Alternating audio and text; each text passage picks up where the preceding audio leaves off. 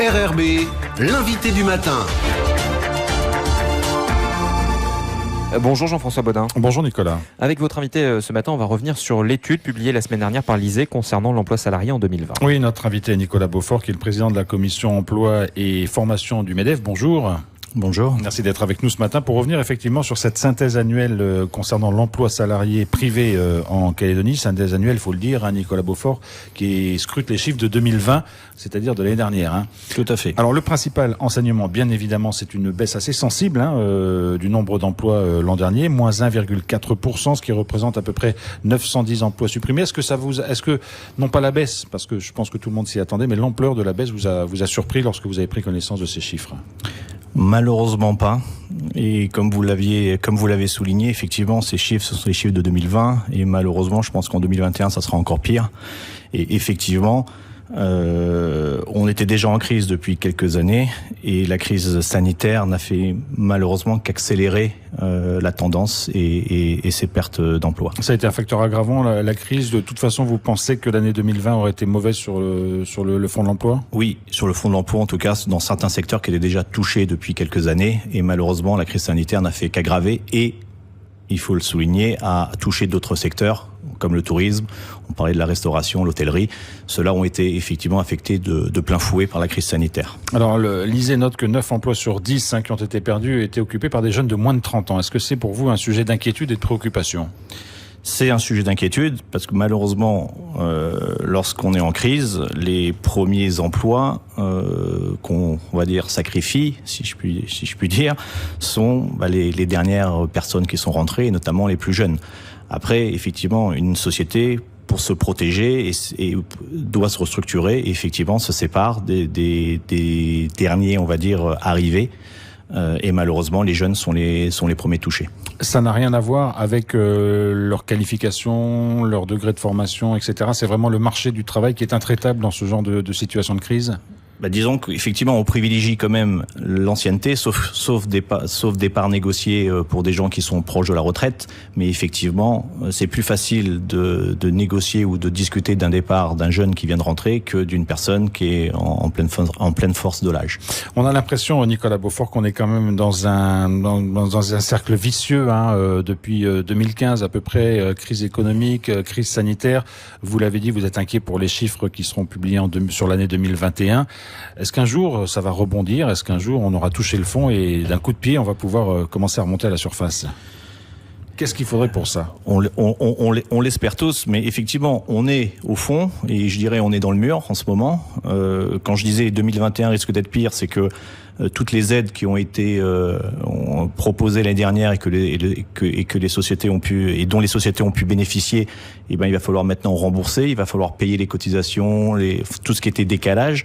Et donc, à partir de là, s'il n'y a pas de relance économique, ces sociétés-là, bientôt, c'est-à-dire à partir de maintenant et dans les prochains mois, vont devoir rembourser ou elles vont fermer.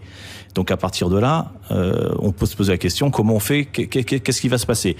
Malheureusement, et je prends l'exemple d'un secteur qui est aussi touché depuis longtemps, qui est le secteur du BTP, les degrés de maturité de projet, c'est 18 à 24 mois.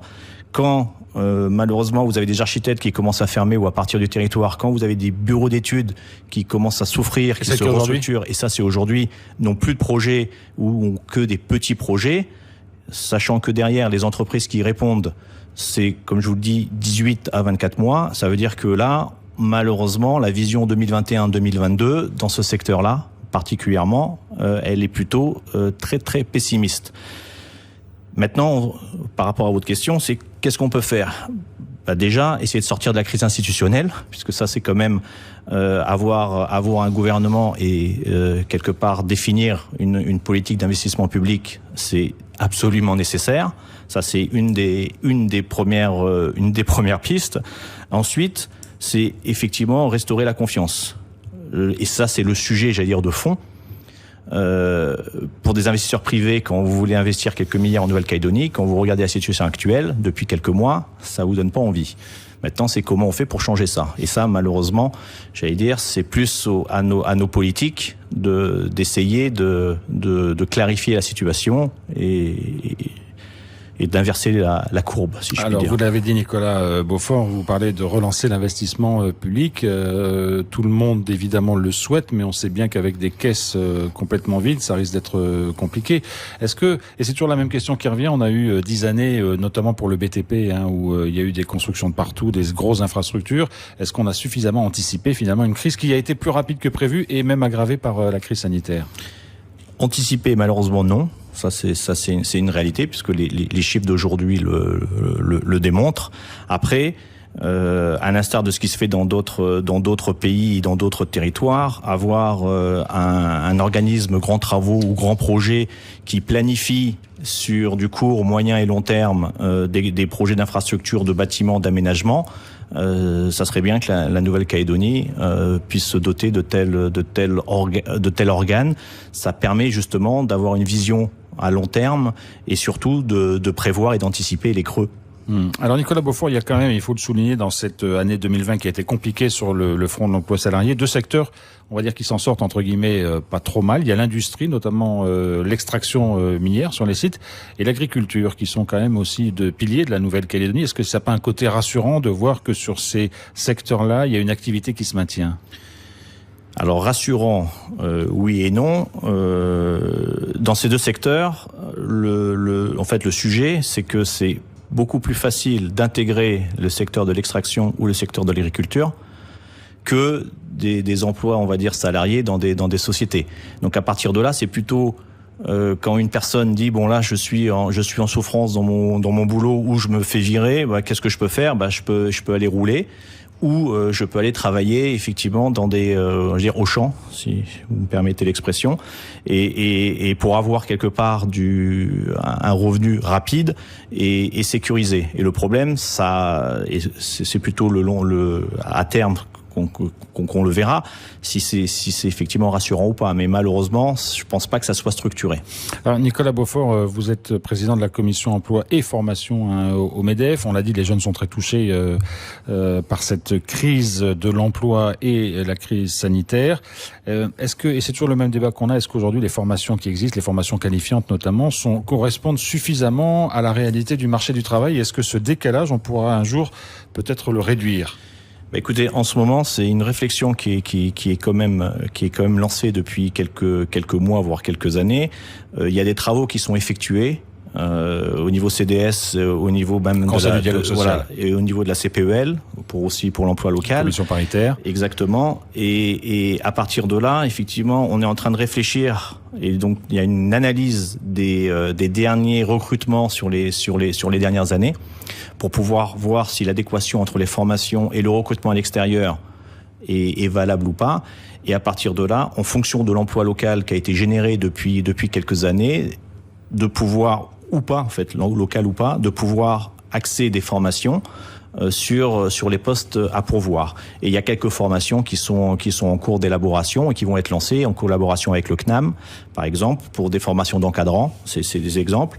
On travaille également avec d'autres organismes, et ça, c'est des réflexions globales avec l'UNC, avec la CCI, plus après des organismes de formation professionnelle comme le FIAF. Pour compléter le dispositif, il y a quand même aujourd'hui des secteurs, Nicolas Beaufort, où on est en manque de salariés, de main-d'œuvre, d'encadrants. Il y a des secteurs, j'allais dire, en encadrant, si vous voulez, aujourd'hui vous voulez recruter un ingénieur, c'est quasiment impossible. Mais en même temps, il n'y a pas d'école d'ingénieur en Calédonie, donc il faut aller se former à l'extérieur. Et il y en aura pas, il faut aussi faire l'adéquation avec le nombre de recrutements qu'on pourra avoir par rapport aux besoins. Mais voilà, si vous voulez les postes à forte expertise, malheureusement, c'est compliqué d'avoir un expert en tout en Nouvelle-Calédonie. Donc de temps en temps, on fait venir des personnes de l'extérieur. Mais malheureusement, c'est pas que pour des ingénieurs. On a dans les fours, notamment sur KNS, on fait venir des ouvriers spécialisés parce qu'ils ont une compétence très précise et très ponctuelle qu'on utilise de quelques semaines par an en Nouvelle-Calédonie. Est-ce que ça veut dire qu'il faut faire le constat, Nicolas Beaufort, que les secteurs qui embauchent aujourd'hui sont des secteurs liés à une formation qui doit être faite en dehors de Calédonie ?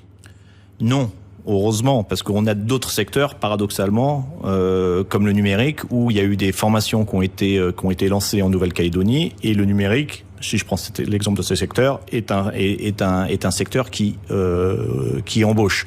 Et on arrive à avoir maintenant des gens Bac+2, Bac+3 qui ont une qualification et qui permettent d'être embauchés dans les sociétés. Donc après, c'est vraiment une analyse au cas par cas.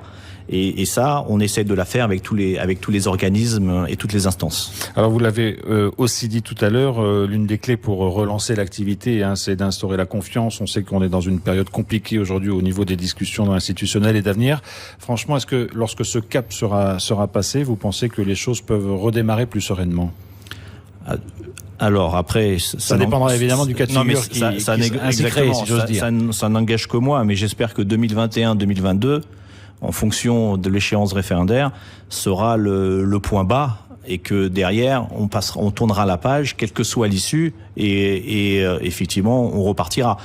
Le territoire est très grand, les ressources sont quand même assez importantes et les opportunités sont immenses. C'est ça qui est fantastique en Nouvelle-Calédonie, c'est que on a ces opportunités-là. Donc, je dirais oui, on ne peut être qu'optimiste. Maintenant, la question, c'est combien de temps on peut tenir dans ces conditions-là. Et en même temps, on se lamente aujourd'hui de voir l'emploi reculer année après année, mais en 2020, il a retrouvé finalement son niveau de 2012, donc c'est pas non plus si catastrophique que ça. C'est vrai qu'entre 2012 et 2015, il y a eu une forte augmentation et que depuis, il y a une baisse, mais on est quand même sur des niveaux relativement élevés. C'est sûr. Après, on parle de cycle.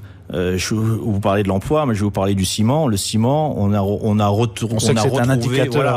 retrouvé les indices des années 80-90. Pour vous dire, donc on est redescendu. Effectivement, on peut pas construire tout le temps, mais à un moment ou à un autre, c'est anticiper, comme on le disait tout à l'heure, les baisses de cycle et surtout préparer un projet d'avenir pour dire qu'est-ce qu'on veut faire et qu'est-ce qu'on doit faire. Et cela dans tous les domaines, notamment les infrastructures. Merci beaucoup Nicolas Beaufort d'avoir été avec nous ce matin. Je rappelle que cette synthèse annuelle 2020 sur l'emploi salarialisé est disponible évidemment sur le site de l'Institut de la statistique et des études économiques. Merci beaucoup. Merci à vous pour votre invitation.